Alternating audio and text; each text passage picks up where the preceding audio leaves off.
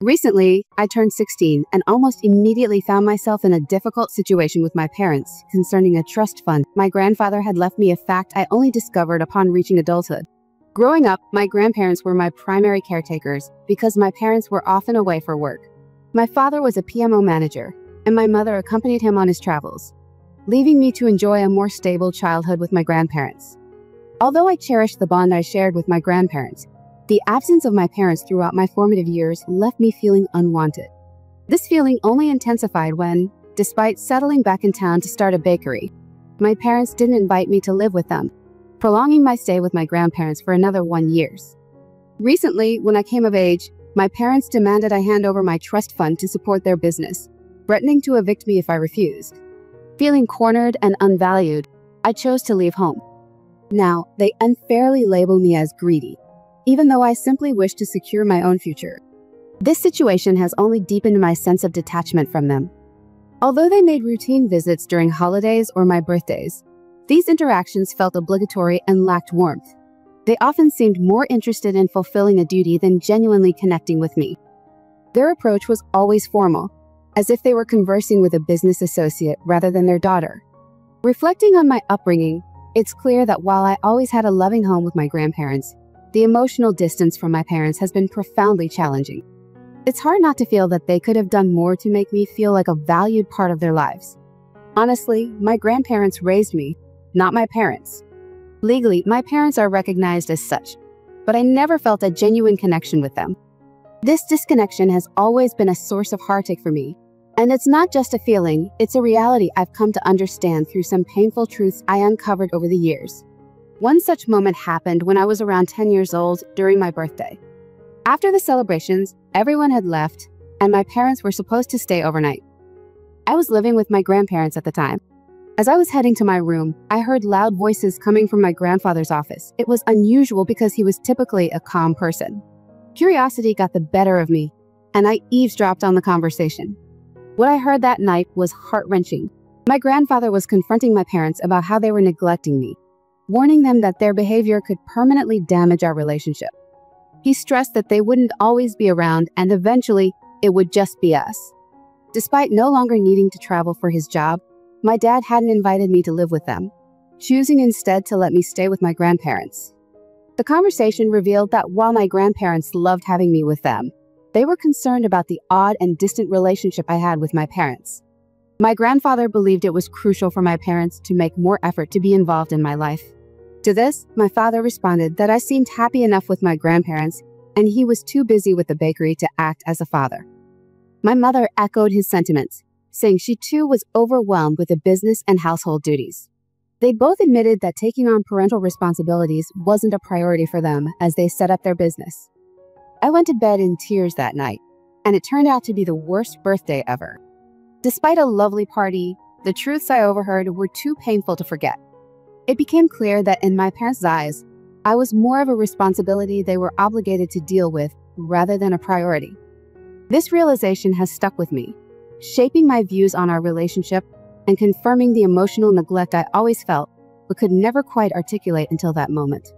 After enduring the profound loss of my grandparents, who were essentially my primary caregivers during my formative years within a year of each other during the pandemic, I was left deeply devastated. My grandfather succumbed to complications from diabetes first, and just 9 months later, I lost my grandmother. Their deaths plunged me into a state of grief that I can only describe as depressive. I spent my days in a haze of sadness, barely functioning beyond watching TV, sleeping, and occasionally eating. This was a dark time. I felt like a zombie, simply existing without truly living. Reluctantly, I moved back in with my parents because I had nowhere else to go. My relationship with them, which had already been strained due to their earlier neglect and lack of involvement in my life, worsened as I struggled with my grief.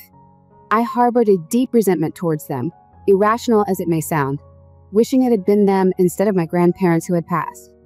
This thought was a clear indicator of my distress.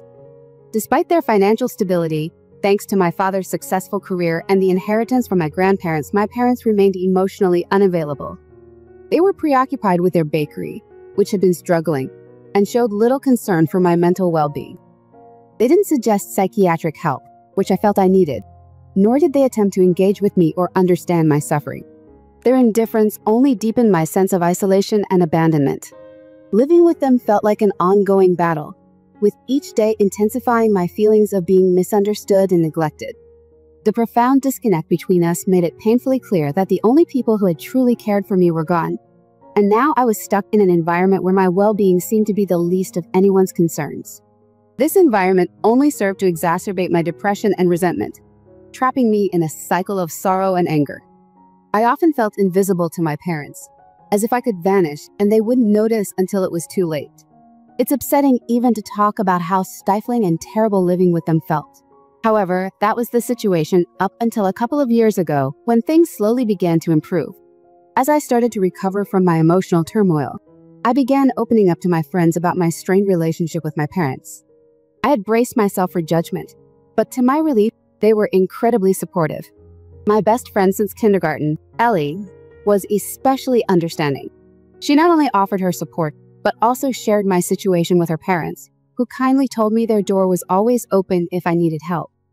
This support was a lifeline that truly meant a lot to me. Over the past 1 year, my life has improved significantly. Despite my parents' continued indifference, I've learned to cope with my challenges with a little help from my friends. I decided to postpone college to gain some real-world experience.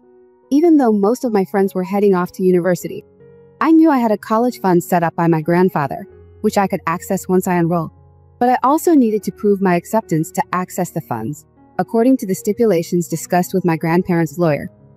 Interestingly, a couple of weeks ago, their lawyer contacted me and revealed that I also had a trust fund set up by my grandparents that became accessible when I turned 16. This was meant to be a surprise, ideally shared with me by my grandparents if they were still alive. But unfortunately, that responsibility fell to their lawyer. The news came just after my birthday, and amid the emotional moment, I decided to make a social media post to express my gratitude towards my grandparents, who had always looked out for me. Reflecting on how much I missed them, I thought sharing these feelings online would help me process my grief. However, I quickly regretted making such personal sentiments public. I realized that some things might have been better kept private, as not all emotional moments need to be shared with the world. This experience was a poignant reminder of the complex ways we handle grief and the unexpected consequences of sharing our feelings in the digital age. I should have realized that keeping some things private would be wiser. Unfortunately, after I shared a heartfelt post about my grandparents' trust fund, my parents quickly caught wind of it, likely tipped off by a relative, since neither of them is active on social media, and I certainly hadn't added them. The very next day, they approached me, something they rarely do unless it's important usually to them and concerning money. They started off by mentioning how sweet they thought my grandfather's gesture was. Their uncharacteristic approach and the sudden interest in the contents of my post set off alarm bells in my mind. As expected, the conversation took a turn towards their bakery business. They explained that they were looking to expand, but were short on funds. They suggested that dipping into my trust fund would be an easy solution for them. They reasoned that they couldn't bring in investors at the moment because it wasn't the right time to sell shares, and they didn't want to risk more of their own money without guaranteed returns. Essentially, they were hoping I would provide financial help without expecting anything in return, essentially a donation to their business venture. I was astounded by their audacity. How could they expect me to simply hand over the money that my grandfather had specifically set aside for my future? They weren't just asking for a small portion, they wanted access to the entire fund to funnel into their business. I firmly told them that I would not be partaking in their plans. If they needed funds, they should seek out proper business loans or find investors willing to take a share of the risk. The money from my grandfather was meant for my educational and personal growth, not to bail them out of their financial mismanagement. Their frustration grew as I continued to resist their requests. Eventually, the conversation escalated to a point where my father, visibly annoyed, presented me with an ultimatum: help fund their business or leave the house. This confrontation highlighted just how much they were willing to leverage their own child's future for their ambitions, deepening the rift between us and solidifying my resolve to protect my inheritance and my future. My mother coldly informed me that I could either share the funds with them or leave their house, emphasizing that as an adult, they were no longer obligated to support or house me. The irony of their calling me selfish, when they had prioritized themselves over my needs throughout my life, was not lost on me. They framed their ultimatum as a fair choice, reflecting the real-world consequences of my decisions. But I sensed an underlying assumption on their part that I wouldn't manage without them. They couldn't have been more wrong. Despite their minimal involvement in my life, I had grown accustomed to relying on myself, and their latest demand only solidified my resolve. I didn't confront them directly after their ultimatum. Instead, I agreed to think it over, giving myself time to plan my next steps quietly. That night, I decided to leave. I had already discussed the situation with my best friend Ellie and her parents, who were more like a family to me than my own had ever been. They understood my predicament and offered me a place to stay for as long as I needed. This support provided me the safety net I needed to make a swift exit from my parents' home. Leaving without a word might seem harsh, but in my eyes, it was justified. My parents had never shown me the consideration that would warrant a formal goodbye. They didn't deserve an explanation for my departure because they had never extended me the basic courtesy or care a parent should. Predictably, when they realized I was gone, they were more outraged than concerned. They bombarded me with calls, but it wasn't until the evening that I finally responded. Their questions were not about my well-being, but rather about the trust fund and what I planned to do with it. This response was disappointing, but not surprising. I firmly told them that I had decided against sharing my inheritance. The money was meant for my future, as my grandfather intended, not to bail them out of their financial irresponsibility. I was clear that I would not be their charity case. It was a tough but necessary stance to protect my future and maintain my integrity. I had already made it clear to my parents that I wasn't interested in giving them any handouts. They had never prioritized me, and now, without my grandparents, I needed to prioritize myself. I'm quite certain that my grandparents left me this money specifically so I could support myself after they passed, knowing the kind of parents I had. I decided not to help my parents financially, and that decision was final. Since making my decision, my parents have been creating a stir, accusing me of being exceptionally greedy. They've even gone as far as bad-mouthing me to all our relatives and their friends.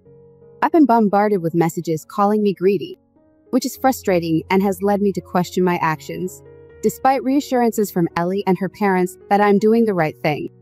It's tough, and I find myself wishing for an objective perspective to reaffirm that I'm not being unreasonable. The overwhelming support from some lovely comments online about my grandparents has been heartwarming. It reassures me that if my grandparents could see this, they would be proud. As for those reaching out to criticize me based solely on my parents' narrative, I realized I shouldn't take their words to heart. These people don't really know me or my story. They're just echoing my parents' side. In response, I decided to address everyone involved. I posted online that anyone who truly supports my parents should consider investing in their business themselves, rather than pressuring me to use my trust fund. I also publicly told my parents that their attempts to guilt-trip me were only strengthening my resolve. I made it clear they were manipulative and selfish, and they couldn't see beyond their own needs. My parents had given me a stark choice: share my trust fund or leave. I chose to leave, asserting my independence. If there's any greed in this situation, it's not coming from me. Their strategy to make me feel guilty has failed. Instead, it has empowered me to stand firm in my decision, sever ties, and manage my life and finances without their interference. After making my feelings clear and responding publicly to the people who criticized me, I decided to turn off my phone. I was done with the drama and had nothing more to add to the conversation. I was confident those I tagged would relay my message to my parents. So I felt a sense of closure and was ready to move on to the next chapter of my life. I knew it was time to start focusing on finding a job and an apartment. I'm deeply grateful for Ellie and her parents' generosity. They've told me I could stay with them as long as I need to, but I feel it's important to stand on my own feet. I don't want to rely on others indefinitely, not after depending on my grandparents, then briefly on my parents, and now my friend's family. With the support of my trust fund, I'm in a good position to take care of myself, so I'm optimistic about what lies ahead. It's been 4 days since I last posted online, and as expected, everyone I called out has blocked me. They've likely passed my messages on to my parents, who are furious. They sent a message saying they were cutting ties with me, which I calmly accepted and blocked them in return. This feels like a clean break, and honestly, it's a relief to be free from that negativity. On a brighter note, the search for an apartment is going well. I found a place and will be sharing it with a roommate, which I think is a responsible move. I'm excited about this new beginning and the independence it brings. I've officially moved out of Ellie's house, It was a bittersweet goodbye, especially since she's also heading off to college soon. Now settled in my new apartment, I've also landed a job in the community manager department of an advertising agency. I'm eager to start this new role and hopeful about what the future holds. My parents and I haven't spoken in the past few weeks, and I've been too busy to dwell on past conflicts. Life is genuinely good now, and I'm focused on building a future that would make my grandparents proud.